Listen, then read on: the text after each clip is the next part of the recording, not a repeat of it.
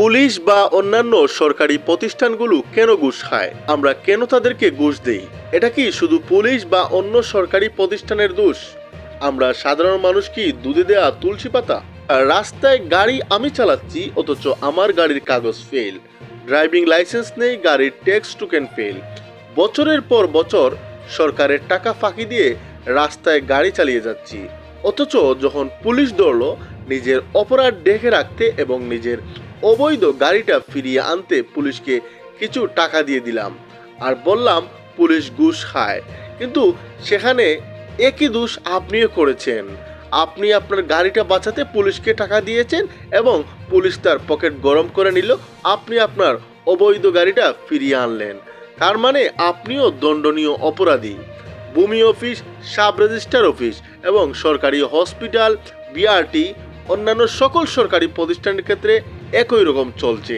নিজের অবৈধ কাজগুলো টাকা দিয়ে আগে করানোর জন্য বিভিন্ন পন্থা অবলম্বন করে সরকারি অফিসারকে টাকা দিয়ে আপনার অবৈধ কাজটি করিয়ে ফেলছেন আর বলছেন এরা ঘুষ খায়, কিন্তু আপনার দোষটা আপনি ডেকেই রাখছেন।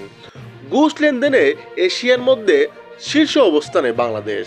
প্রায় 39% লোক সরকারি সেবা পাওয়ার জন্য দেশটাতে বিভিন্ন প্রতিষ্ঠানকে ঘুষ দিয়ে থাকে, যার মধ্যে রয়েছে পুলিশ, সাব রেজিস্ট্রার অফিস, ভূমি অফিস, বিআরটি, সরকারি হসপিটাল ও আদালত।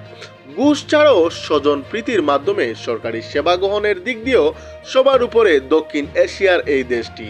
সম্প্রতি global civil society organisation transparency ইন্টারন্যাশনালের করা একটি জরিপে উঠে এসেছে এসব তথ্য।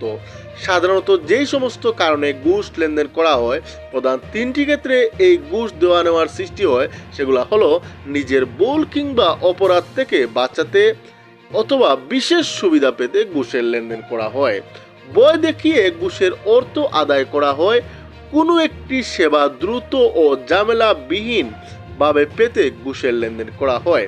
তবে গেল এক যুগের তুলনায় 2025-26 অনেকটা উন্নতি হয়েছে। 2010 সালে ঘুষ প্রদানের দেশটির শতকরা হার ছিল 51%, 2015 সালে ছিল 56%, 2020 সালে 45%। চলতি বছরের জানুয়ারির মধ্যে 17টি দেশের প্রায় 20,000 নাগরিক এই জরিপে অংশগ্রহণ করেন। মূলত 6টি প্রধান সরকারি সেবা নিয়ে জরিপটি করা হয়। সেবাগুলো হলো আদালত, পুলিশ, মেডিকেল সুবিধা এবং অন্যান্য প্রয়োজনীয় তথ্য সেবা প্রতিষ্ঠান প্রাপ্তি। জরিপটিতে বাংলাদেশের পরেই ঘুষ লেনদেনের দ্বিতীয় ও তৃতীয় অবস্থানে আছে যথাক্রমে ভারত ও ইন্দোনেশিয়া, যেখানে ভারতের ঘুষ প্রদানের হার 54% ও ইন্দোনেশিয়ার 34%।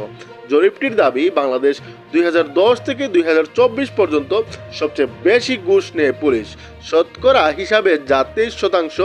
অন্যদিকে স্বজনপ্রীতি সবচেয়ে বেশি ব্যবহৃত হয় আদালতে। ঘুষের টাকা কার পকেটে কত যায় সেই বিশ্লেষণটি সংস্থাটি বলেছে 42% যায় পুলিশের পকেটে, 42% যায় প্রয়োজনীয় নথি পেতে, বাকি 38% যায় আদালতে। এখনকার সংবাদ এই পর্যন্তই। পরবর্তী সংবাদ পেতে অবশ্যই চ্যানেলটি সাবস্ক্রাইব করে রাখবেন এবং পাশে থাকা বেল আইকনে ক্লিক করবেন। সবাই ভালো থাকবেন। আসসালামু আলাইকুম।